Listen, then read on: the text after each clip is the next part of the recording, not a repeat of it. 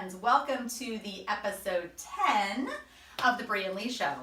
Today we're going to talk with you about the similarities of a due date during a pregnancy and a closing date. Take it away, Leigh. That's right. So as most of you know, the last year of my life has been a little bit of a whirlwind. Had a baby almost 9 months ago already. Can hardly believe it. But Bree and I just had this funny conversation yesterday that the closing date in a real estate transaction is kind of like a due date. It is a target date that you anticipate something to happen, but you're not sure if it's going to happen on that date. Might be a little early, might be a little late. So we just kind of wanted to talk to you about why we think that and, talk more about the closing process.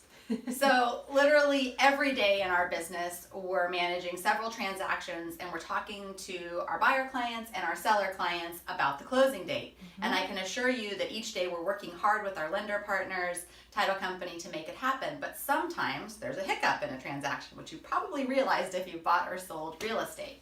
So what we did is we wrote down sort of a timeline and we thought we'd go through it today just to help you through the process. So number one, you're going to negotiate a contract for price and terms and you're going to set that closing date. But keep in mind that is 45, 60 days prior to when we're set to close.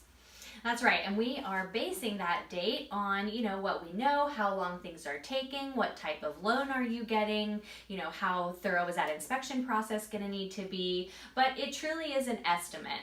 So that date needs to be fairly fluid. It's not concrete and it's not set in stone. So after you negotiate your contract here, then you're going to go through your inspection process and your appraisal process, and this is sort of the meat in the middle of the transaction. Once you make it through all that, then you approach this closing date period here. So we wrote this up on the board. It seems so simple, the buyer and seller signing, but this is very important to understand. The date that you as a buyer or a seller go to the title company and sign your documents is not the date usually that you get to take possession of the property and it's yours. There's a lot that needs to happen to process that paperwork. So Leigh, talk with us about when do you get the keys? Yeah, that's a great question.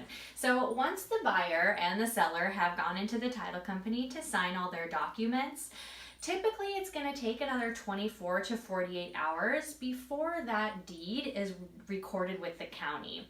So your closing date is actually the same as your recording date, not necessarily the date that you sign. So once we get that call that the new deed has recorded, then it's party time. Then we break out the champagne and we celebrate. So if you have any questions about that, go ahead and give us a call. As you know, we want to be your resource for everything real estate related. So we just wanted to chat with you about that today. All right. Cheers.